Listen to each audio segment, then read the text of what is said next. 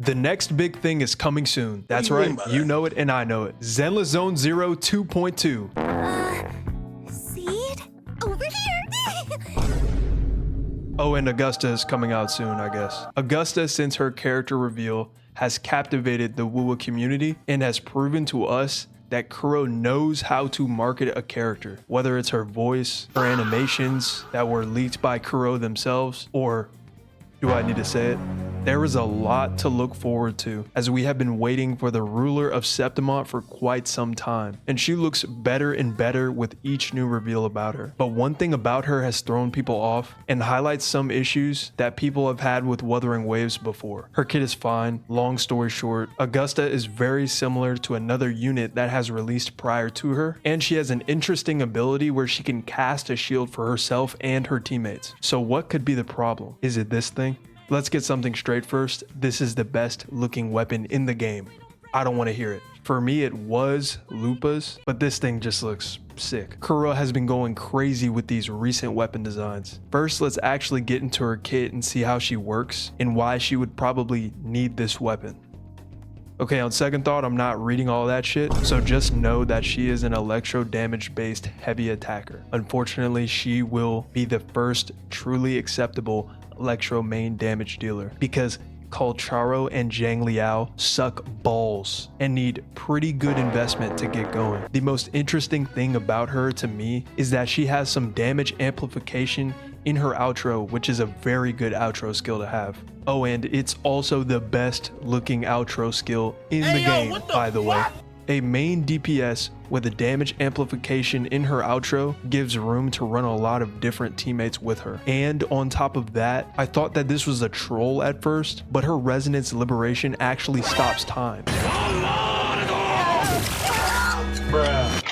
This unit is going to be cracked. On top of that, her Broadblade is only going to multiply the onslaught of damage she'll already be putting out. The base stat totals are quite interesting on this weapon. Okay, the crit rate does look pathetic at first glance because we do have things like Cantarella's weapon, who isn't a main DPS, but has a 72% crit damage main stat on her jellyfish. But as you can see here, the attack is pretty pathetic. Carlotta's weapon sports a little bit of a higher base attack also with this high crit damage main stat. But you'd be surprised, a high attack main stat is just as valuable as a high crit stat. 675 base attack is unreal and might be the highest in the game if I'm not mistaken. If I'm wrong about that, yell at me and tell me I'm spreading misinfo. High base attack takes less emphasis off of having to hit attack percent rolls on your echoes, which I'm pretty sure you appreciate if you have shitty luck. And hold up, why does this weapon look familiar?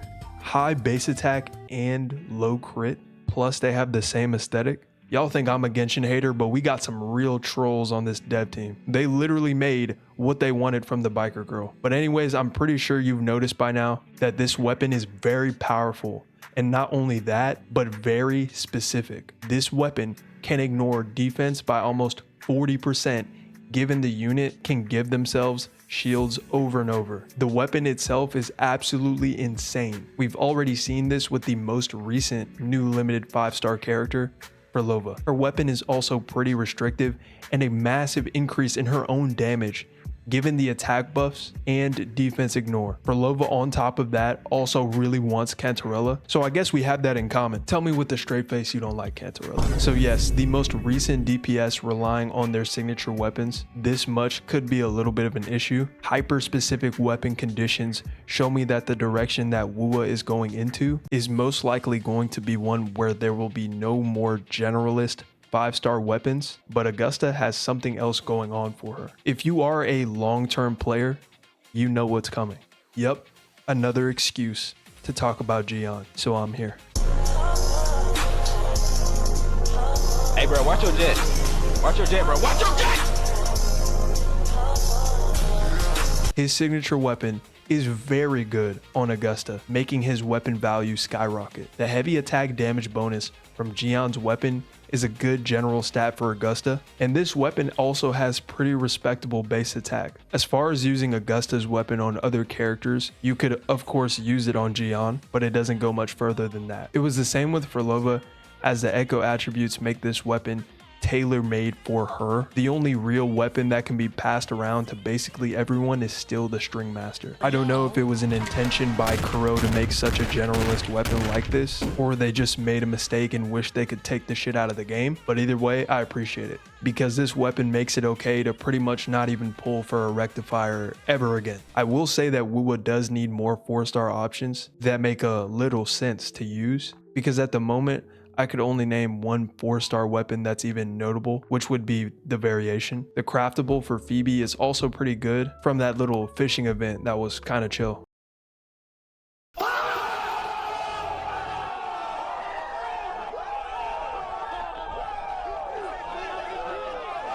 I actually want another event like this, but this 4-star craftable for Phoebe gives Spectro Frazzle damage bonus, which is all we want out of these 4-star craftables. At least throw a useful stat on them that would make using 4 stars not feel like complete cope. So do you think that Wuthering Waves has a weapon problem? Well, for me they do, because I just spent all of my Astrites trying to S6 Brant.